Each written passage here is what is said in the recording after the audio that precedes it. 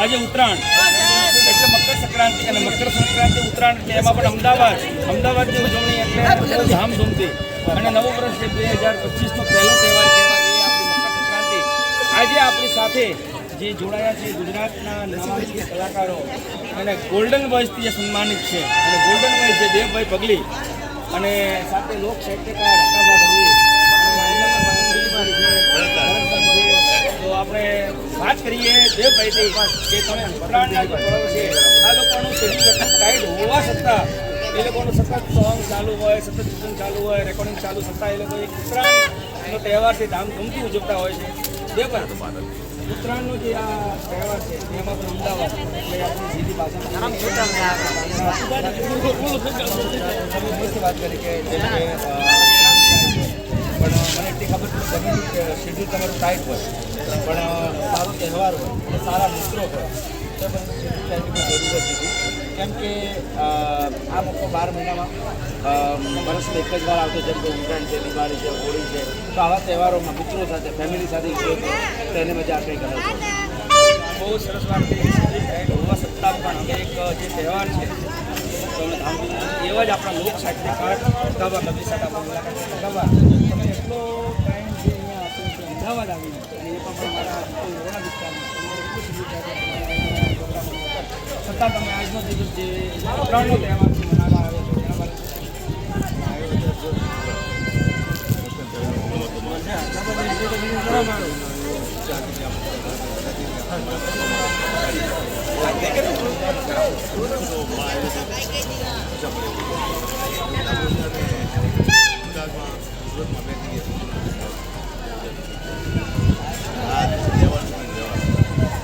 અને હકાભા ગઢવી એટલે એક લોક સાહિત્યકાર એમના ડાયરા આમ જોતો પણ એમનો એક ડાયરાનો જે મને ડાયલોગ છે યાદ છે જે 80 કોમેડી ટાઈપ છે કે ફોર્ચ્યુનર ગાડી લીધી એવું કંઈક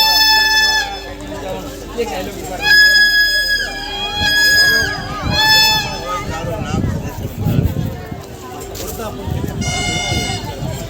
बात से आपको आज की अलग बात तो हमारी हमारे वैसे आश्चर्य से साहित्य से पहुँचने बात ये कि पत्र निकली है तो पूरा माना मरता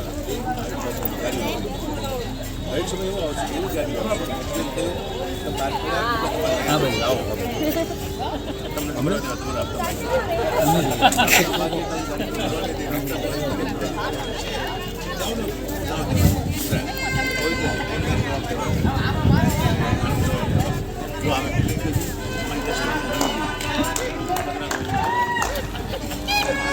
અને આપણી સાથે જોડાયા છે રૂપનો કટકો રૂપનો અંબાર ભગવાન એને ગોડ ગિફ્ટ આપ્યું એવી માનસી દવે જે આપણી સાથે જોડાય છે આ ઉત્તરાયણના તહેવારમાં એમની સાથે મુલાકાત કરી. માનસી, આ ઉત્તરાયણના તહેવાર વિશે શું કહેવા માંગે?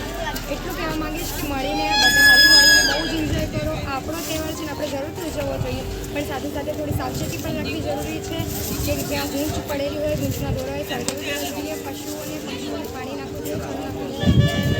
બહુ સરસ વાત કરી. એવા જ ગુજરાતના આપણા ભરતદાન ગઢવી એમની સાથે મુલાકાત કરીએ. નમસ્કાર. આપણા દ્વારા મેસેજ એ આપું છું કે આ આનંદ ઉત્સવનો તહેવાર છે અને ગુજરાતની પ્રજા છે જે બિલકુલ ઉત્સવ પ્રેમી અને આનંદ ક્યાંક વાંચ્યું છે કદાચ યાદ રાખો આનંદ એ સફળતા ગુલામ નથી.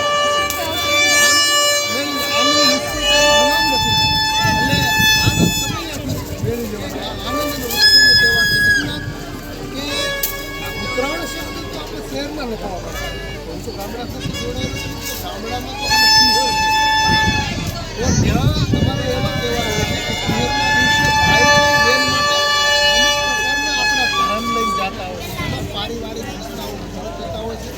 એક પાવન ઉત્સવ છે, પતંગનો ઉત્સવ છે, અને બાળકથી લઈને વૃદ્ધ સુધી બધાને ખ્યાલ આવી જાય.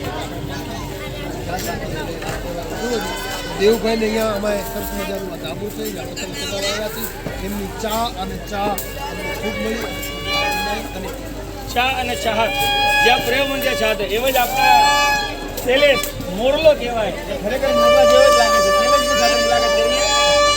શૈલેષભાઈ, ઉત્તરાયણનો તહેવાર મનાવવા તમે અહીંયા આવ્યા અને તમને દેવભાઈએ આમંત્રિત કર્યા, તો આ પર્વ વિશે અને આપણો આ જે પર્વ છે એના વિશે શું કહેવા માંગો?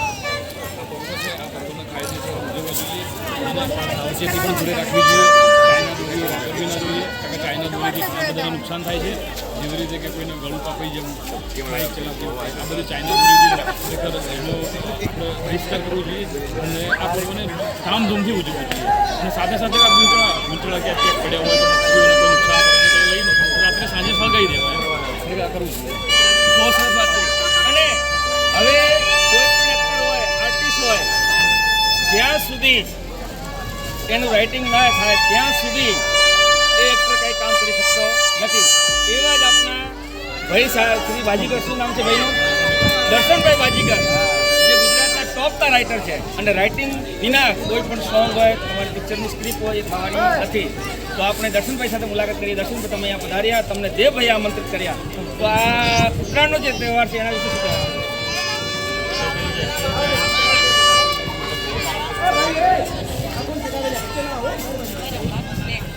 એને બોલતા એને આ રાઇટર લોકો જે હોય ને એને લખતા ભાવે, એમ બોલતા નહીં ભાવે.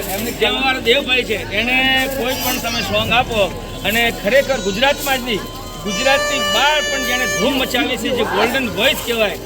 લગભગ મેં તો બધાના સોંગ સાંભળ્યા છે, પણ જે દેવભાઈના જે સોંગ હોય જરા હટકે હોય છે. અને ગુજરાત હોય, રાજસ્થાન હોય, એમપી હોય, હવે તો ભાઈ મહારાષ્ટ્ર પણ પહોંચી ગયા છે. તો બહુ તમે ધન્યવાદ કે તમે બહુ આગળ પ્રગતિ કરો. તમારું લેટેસ્ટ જે સોંગ આવી રહ્યું છે ત્યારે એના વિશે તમે કહેવા માંગો? મારું લેટેસ્ટ સોંગ હમણાં અમારા મ્યુઝિક ગુજરાતીમાં મારું